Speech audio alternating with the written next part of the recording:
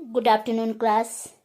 तो बच्चों, आज हम पढ़ेंगे difference between belief and reason.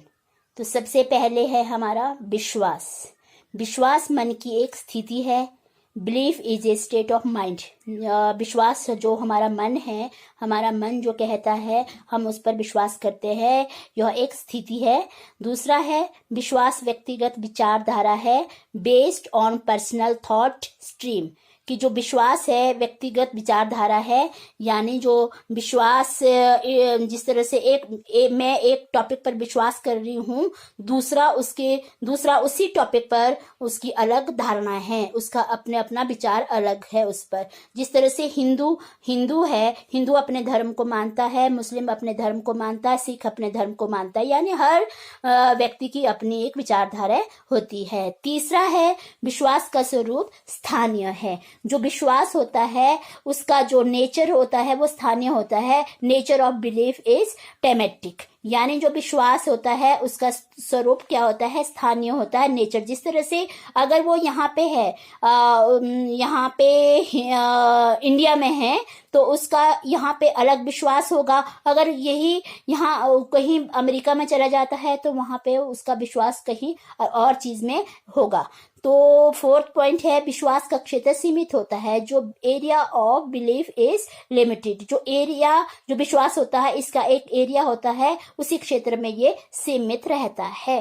पांचवा पॉइंट है आपका, फिफ्थ पॉइंट है आपका, विश्वास का संबंध विविध प्रकार की कल्पनाओं से होता है। Belief is related to variety of fantasies, यानी जो हमारी विश्वास का संबंध विविध प्रकार की कल्पना जो हमारे मन में आती है, विभिन्न तरह से आती है कि हमने इसमें विश्वास करना है, नहीं करना है, तो इस कल्पनाओं पर ये विश्वास होता है। तो विभिन्न प्रकार की जो कल्पना हमारे मन में आती है, ठीक है। तो अब है आपका रीजन। रीजन क्या है? रीजन होता है तर्क। तर्क को ज्ञान का स्रोत माना जाता है। Reason is considered source of knowledge, यानी जो तर्क है, तर्क को ज्ञान का स्रोत माना जाता है। जो नॉलेज है हमारी, नॉलेज सच्चाई पर चलती है, ये वास्तविक होती है, ट्रू होती है। जिस तरह से गुरुत्वाकर्षण का नियम आपने सुना ही होगा कि कोई भारी वस्तु नीचे गिरती है तो वह ऊपर नहीं जाती है, तो उस पर तर्क किया कि ये जो भारी वस्तु नीचे गिरी है ऊपर क्यों नहीं गई है। तो पहला ढूंढा, उसको ट्रू ढूंढा, ज्ञान प्राप्त किया और फिर उसके ऊपर कारण तर्क दिया, ठीक है।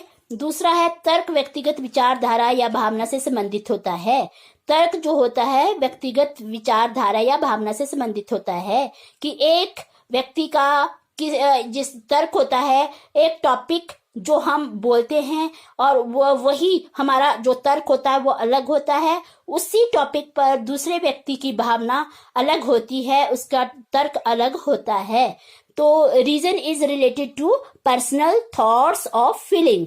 तर्क व्यक्तिगत विचारधारा या भावना से संबंधित है। तीसरा है तर्क की किसी घटना से जोड़कर प्रस्तुत किया जाता है। Reason is represented by linking it to an events.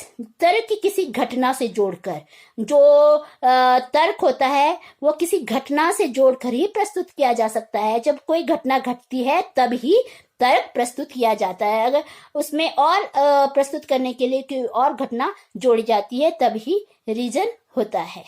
Fourth point है तर्क का क्षेत्र सीमित रहता है।